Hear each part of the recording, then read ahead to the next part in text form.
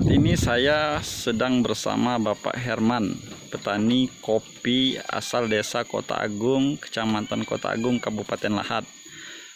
Saat ini sendiri di Kota Agung sedang masa panen kopi. Nah, bagaimana cara panen kopi?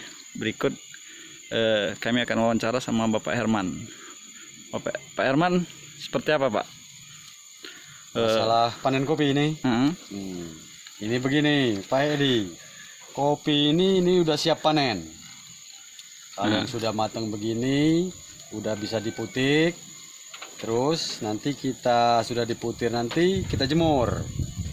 Dijemur kalau harinya panas atau kemarau, paling tidak 1 minggu baru bisa dijadikan biji kopi. Oh, itu dijemur Pak ya? Dijemur dulu. Dijemur di lantai Pak ya?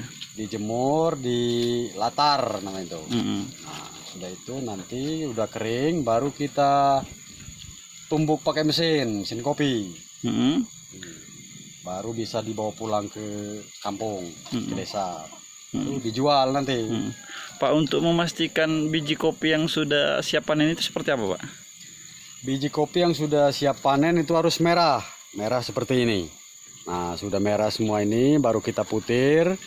Sudah diputir, nanti kita kumpulkan baru kita jemur dulu. Sudah dijemur, kita giling nanti.